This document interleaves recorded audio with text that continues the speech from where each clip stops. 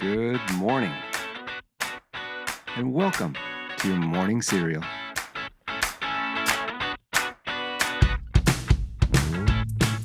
Okay, good morning, and welcome to another Manic Monday. And we are back in the studio today, as you can see, and it's time to rise and shine and maybe give a little smooch to that someone special, or maybe your dog. No judgment there. Today is National Kissing Day, as you may have figured out. So pucker up, Buttercup. And consensually, of course. Well, it's also National Onion Ring Day. So if I were planning out your day for you, I'd plan the smooch first, okay? Then eat the onion ring, okay? It's the universe reminding us that love and bad breath can peacefully coexist. All right, well, before you text your ex or you deep fry your feelings, let's give you some inspiration from TV host Carson Daly, who said, quote, "Be yourself. Nobody can tell you you're doing it wrong," end quote. And it's a powerful reminder, especially on a Monday, that being authentic to yourself is your superpower. So go ahead and unapologetically be you today. All right, well, today's news, facts, and birthdays are for June 22nd. And we're going to start back in 1847. That glorious fried ring that we all know as the donut is said to have been invented by a New England ship captain on this date. Then moving up to 1969, that's when the Cuyahoga, I hope I said that right, river, the Cuyahoga River in Cleveland, well, it caught fire. Yeah, you heard me right. The actual river caught fire. Now, it was due to a combination of industrial waste, oily debris, and a spark from a passing train. So good to know that's a bad combination, but that event sparked major U.S. environmental reform. Then in 1981, on this date, Raiders of the Lost Ark, well, it dominated the box office, and Indiana Jones started making archaeology cool.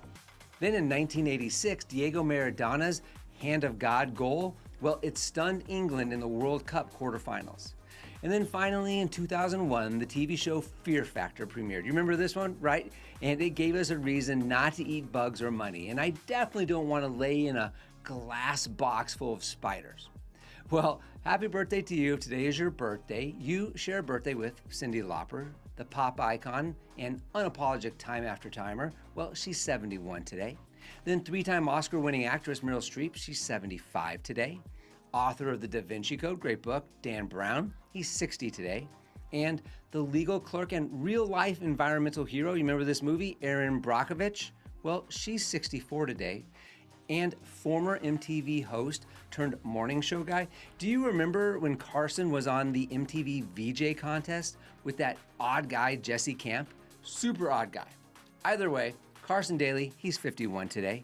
And lastly, the actor best known for his role on Scrubs, to me at least, and making us laugh and cry simultaneously, Donald Faison, he's 50 today. Well, the number one song on this date back in 1995 was Gangsta's Paradise by Coolio. Now, I know you all know this song, and this track didn't just top the charts, it was everywhere in 1995, including in my Chevy Blazer where I had two 15-inch JBLs bumping in the back. Pretty sure I have some hearing loss from that. Well, the song sampled Stevie Wonder's Pastime Paradise, and it was featured on the Dangerous Minds soundtrack, and it turned Coolio into a household name. I mean, we all know this song verbatim, right? As I walk through the valley of the shadow of death. All right, well, I take a look at my life and I realize that it's time for our book review. And we are in Stephen R. Covey's 7 Habits of Highly Effective People. And in the subchapter, Becoming a Quadrant 2 Self-Manager. And Covey challenges us to move beyond reactive living and step into purposeful, principle-centered time management. This is where effectiveness is born. And it's not from doing more things faster, but from doing the right things with intention and integrity. So as we've learned in Quadrant 2, Covey defines it as including tasks that are important but not urgent, right? Like building relationships, planning, self-care, and personal growth. And these are activities that move the needle in our lives, yet they often get neglected in the rush of daily emergencies, which is Quadrant 1. Or time wasters, right? That's Quadrant 3 and 4. So becoming a Quadrant 2 self-manager means making a deliberate shift from being schedule-driven to being mission-driven, okay? Covey emphasizes the use of a weekly planning system that aligns with your values, your roles, and your long-term goals. He suggests identifying your key roles, right? We've talked about this a little bit, such as a parent, a leader, a friend, or a creator, and then setting weekly goals for each one of those roles. So this ensures that your actions are balanced and grounded in what matters most to you, not just what screams the loudest, okay? Covey says, quote, "The key is not to prioritize what's on your schedule, but to schedule your priorities." I know we keep repeating that, but that's a great quote. Now, that distinction is crucial, okay? Quadrant 2, self-management, is proactive. It's about exercising your personal leadership before the whirlwind of the week takes over. And Covey also encourages regular reflection, okay? So that course corrections can be made before you get too far off track, okay?